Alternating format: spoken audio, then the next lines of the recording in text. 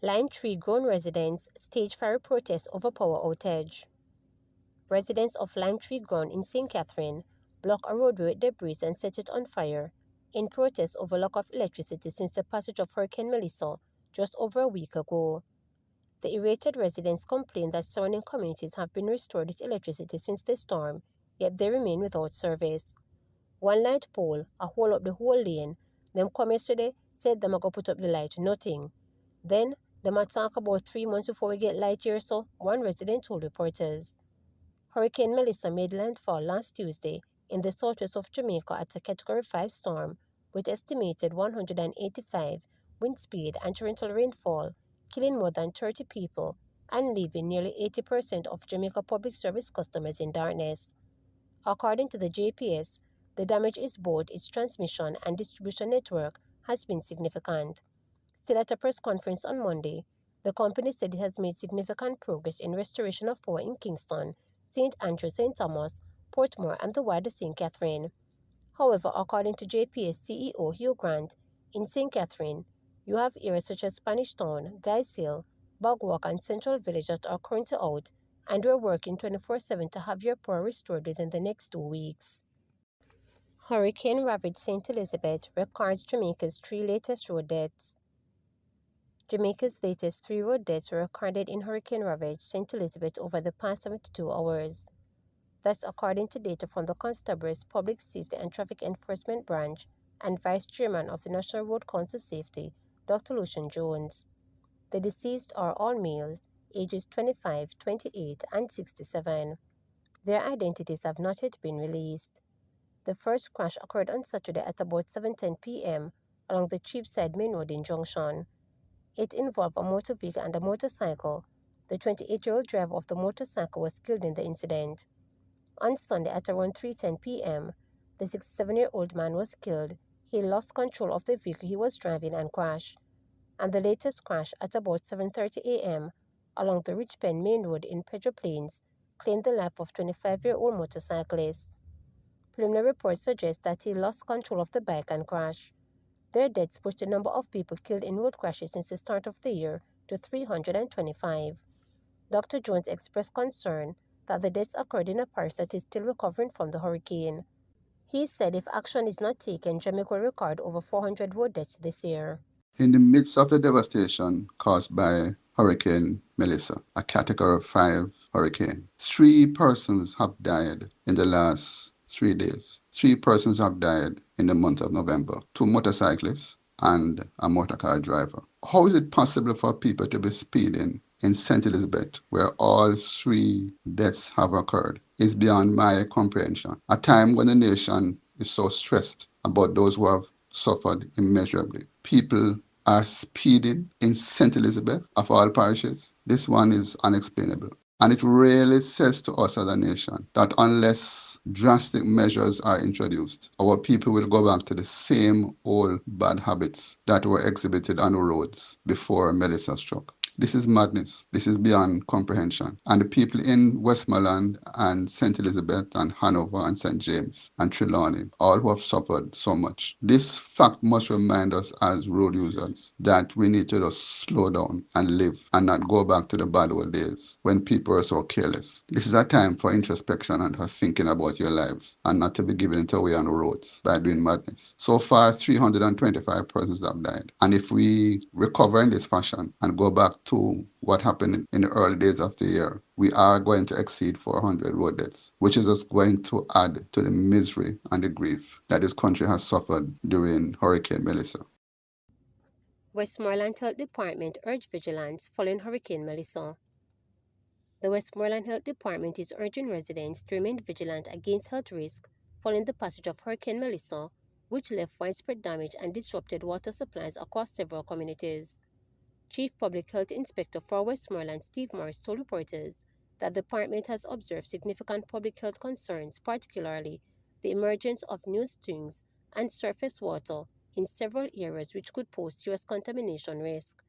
For instance, at the Lindus Hill area, there is a large body of water across the road where people are bathing and washing vehicles. We have to be aware of leptospirosis because we don't know where these waters are coming from. They may be contaminated, stated. He urged residents to avoid bathing and washing in roadside water sources and to treat all water intended for domestic use. If you're getting that water for drinking, you need to treat it first. Add chlorine bleach and let it stay for 30 minutes before use. Wading in contaminated water may also lead to leptospirosis, so people must be careful, he advised. Mars also cautioned that the increase in stagnation water could lead to a rise in mosquito breeding sites, heightening the risk of dengue and other vector-borne diseases. We are already mobilizing our environmental health teams to visit communities, conduct health education, and check food establishments to ensure food safety. We are on the ground, doing as much as we can despite some of our officers being personally affected by the storm, he noted. Meanwhile, Health Promotion and Education Officer Gerald Miller also urged residents to be proactive and take measures to safeguard their health. With the absence of water in many communities, persons are finding whatever means they can to get this essential commodity. But from a public health standpoint, we are advising that all water be treated or boiled before use, he stated. Boil the water for at least 1 minute, allow it to cool, and then cover it before using. Even if you get water from NWC, if it is discolored or have high turbidity, avoid consuming it until it's safe, he advised. Miller also warned residents to avoid contact with floodwaters, which may be contaminated with animal waste or chemical. People walking or playing in puddles may not realize the danger. These waters could contaminate leptospirobacteria from rat urine, putting them at risk for leptospirosis, he noted. He further encouraged residents to protect themselves from mosquito bites by wearing long clothing, use repellent, and covering water storage containers to prevent mosquito breathing. This is a time when mosquito population can increase, and we don't want an outbreak of dengue fever. Persons should also take their prescribed medication and reach out to community health workers if they need assistance, Miller added. Residents in need of assistance or oral rehydration salts are encouraged to contact the Westmoreland Public Health Department at 876-955-2308 or visit the nearest health center. PM says JPS acts to explore relocating parts of power grid underground following Melissa. The government wants the Jamaica Public Service Company Limited (JPS) to explore where feasible, putting sections of the national power grid underground as part of its current exercise to restore outages caused by Hurricane Melissa. Parts of the grid had been extensively damaged, particularly in western parishes, as the Category 5 storm brought super strong winds as it made landfall. Following the storm, JPS indicated that the hurricane caused damage to its high-voltage transmission lines, the backbone of its network system, along with essential distribution lines island-wide, particularly in the central and western regions. It noted that a lot of work will be needed to rebuild the network.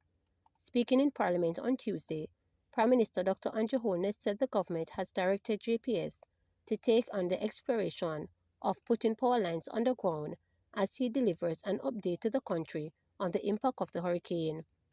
Holness said a suggestion has been made for the Elegant Corridor and Hip Strip in Montego Bay, St. James to be among the areas to be considered for this solution. Going underground is expensive, and we have to balance between expense and getting the grid up. But if we're getting the grid up and we can get some resilience in it, then we have to get the resilience in, Holness told Parliament. So we will balance as we can, but it wouldn't be possible to for all the grids that we have to put back up. To put it in on the ground, it's going to be a lot. But in areas where it makes strategic sense, then we're encouraging them and indeed directing them to ensure that this is done, he added. The Prime Minister said electricity restoration for Melissa is ongoing on the phase basis, with priority being given to hospital, water plants, communication, and dense residential areas. He also said the government has given JPS strategic direction to restore large commercial and urban centers and critical public facilities. JPS President and CEO Hugh Grant told a special Melissa press conference of Jamaica House that an additional 100 line workers are to arrive in Jamaica by the end of this week to help speed up the restoration of electricity across the island. Grant said the company is also bringing in additional equipment including more than 50 bucket trucks to bolster resources in Jamaica. To subscribe, like, share, and click the notification bell for daily updates.